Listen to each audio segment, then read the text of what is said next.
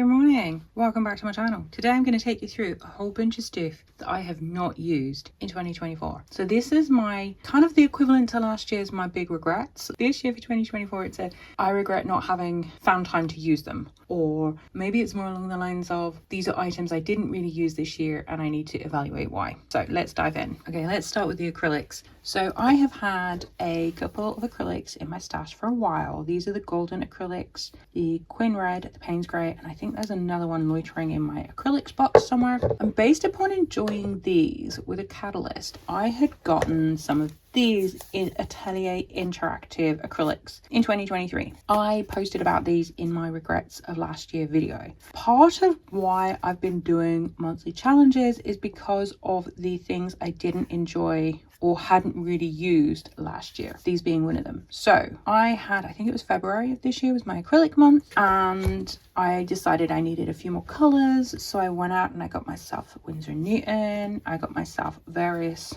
standard and expert series of the Amsterdam acrylics. And other than using them for acrylic month practice, and there was a session in Katie Moody to do her Patreon to do with texture month, I used them then as well. I've not picked them up.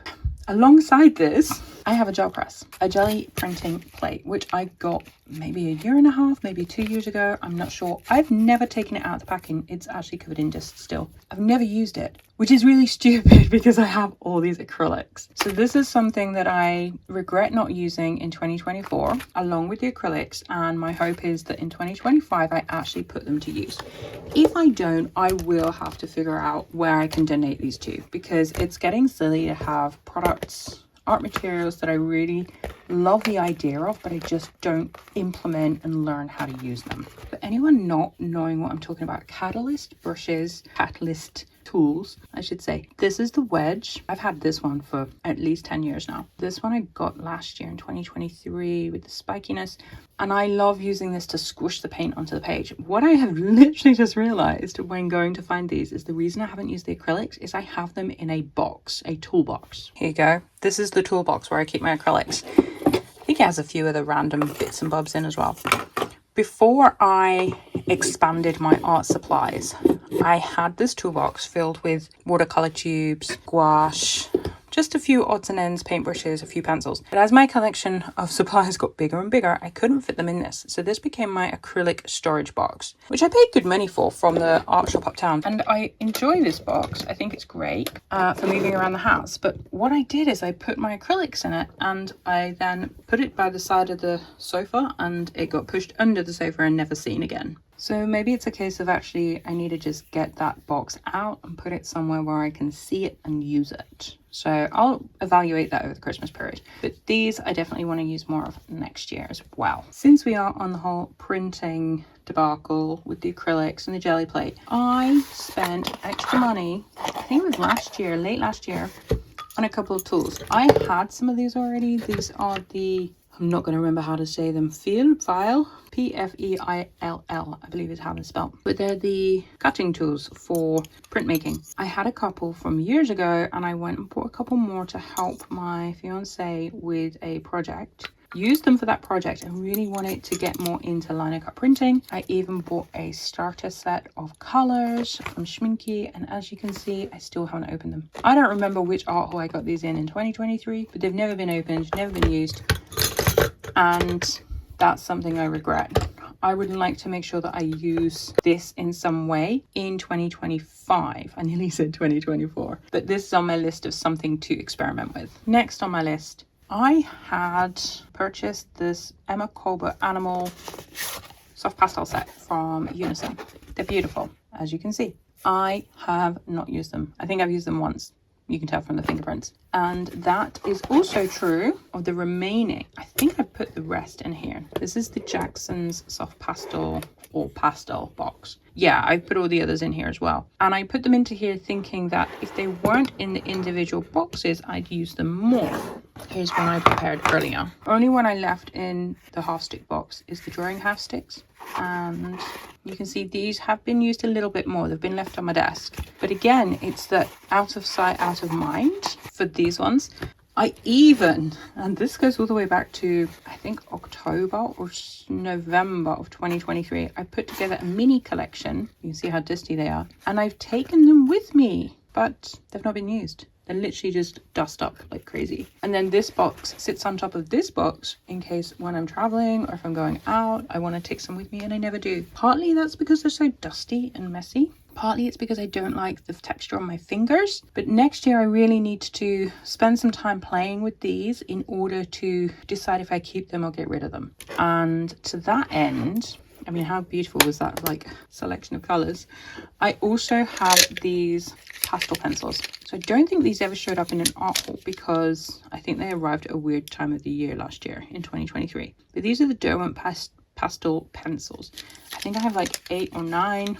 And then I have some Conti pencils, I think they are Winsor Newton ones. And these came about after I went to Paris last year in November. That was the month that we went and got engaged. I took a drawing class and I used the lady who I was the tutor. She gave me some pastel pencils to use and I really enjoyed them. So I went out and bought them, and they've been sat in a variety of different jars and not been used. So this is something that is a regret of mine because I feel like if I had the time to use them, I might actually enjoy them because they're less messy than actual pastels. So that's another one to add to the list. Okay, a surprising one for me, maybe to you, luminance pencils. I spent 2023 and some of early 2024 building up my luminance collection. I can't get those in there now. I have, I think, maybe 70 in total. I'll count them. Okay, I just counted them. There's 69 here. And I have maybe 3. I have the dark indigo, the green gold, and the green ochre, sorry. And there's another one that I have in my art tool roll. So I have 72 Caran d'Ache luminance pencils, and I've barely used them this year. I mean, some of them have gone down. That's probably the dark indigo. Yeah, they sit on my shelf, so they're right in front of me. But I have just been using the Derwent Lightfast and the Polychromos more, and even the Derwent drawing to a certain extent. I did talk about the ones that I have been using in my video that came before this, which was my most used art supplies of 2024, so I'll link that if you haven't seen that. But I don't know whether it's because these pencils are so expensive, like they're £3.40 compared to £1.80 for the Polychromos. I don't know what it is that's stopping me from using them. Maybe it's the texture. I don't know. I have to investigate that as well. Okay, another one. And I went crazy for these in 2023. My selection of travel brushes, watercolor and gouache specific. I've found that I am more drawn towards the water brushes.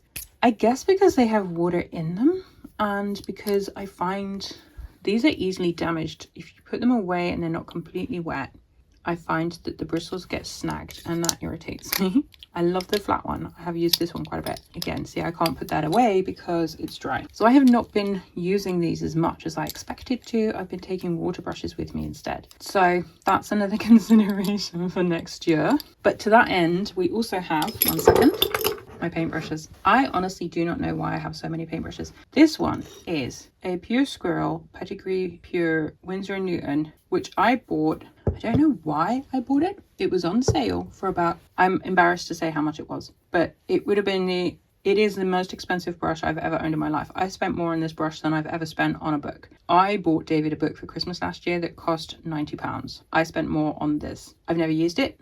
Why have I never used it? Because I'm scared. Because spending so much on a brush feels stupid, embarrassing. And at the time when I got it, I was following an artist who used to use these big kind of mop style brushes for portraiture, watercolor portraits. And I guess in my, I'm not even sure the right word, hubris, in my arrogance, I thought that having the perfect brush might make me be able to do what they did. I can't even do what they do with a regular brush, let alone a brush that costs $100. This is the most ridiculous thing I've ever spent money on. And yeah, I have no words. It's an embarrassment. Because I was so scared to use this brush, I had purchased this one from Jackson's. Again, from Jackson's. This is the Silver Atelier. I think this one was a quarter of the price. And I have used this one to get lots of water on a page when playing with watercolors. So maybe I just need to suck it up and do the same with this one, but price of this one really scares me. Then we have other brushes. So the point of this is we don't need all the brushes in the world. There's a reason why there are brush kits and, you know, you buy like a small selection of basic brushes. I have used this one. This is the Jackson's, I can't even see the number on it anymore. The Jackson's Raven 10/0. This is my most used brush. And it's not gnarly, so you can tell I don't use it that often. But this is the one I use most, followed by none of those. These are ones that I've bought for various reasons. Like, I don't like this brush. Maybe I should sell these brushes. I don't even know how you go about selling brushes. They're in pretty... This was the very first brush I bought from my local art shop. And I got a bargain because they priced it up wrong. And the guy even looked at me and said, that's a really good price for this brush. And then he charged me and I paid. And then I think afterwards he realized there was a mistake in the barcode. What other brushes? Oh, I use the Princeton ones more often. These are the Princeton Round Aqua Elite. These I got as a set from my in-laws. They gave me money for Christmas and I purchased a set of these along with this one and a smaller one. And there was another brush. I'm not sure which one it was, but it was a different kind of brush, like a big flat brush. Anyway, I have bought these, what do we call them? Not stripers, the riggers, based upon Ian Fennelly, and I've used this one maybe once or twice.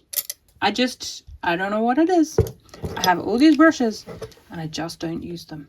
Oh, this is the other Princeton Aqua Elite flat brush. I use that one quite a bit. I like flat brushes. So that's something I need to take into next year as well. Why have I got all these brushes when I also have not been using my watercolors consistently? Like, I use little sets that I curate, but you know, if I'm taking my little travel set out, I don't need a massive brush like this or like these big wash brushes either.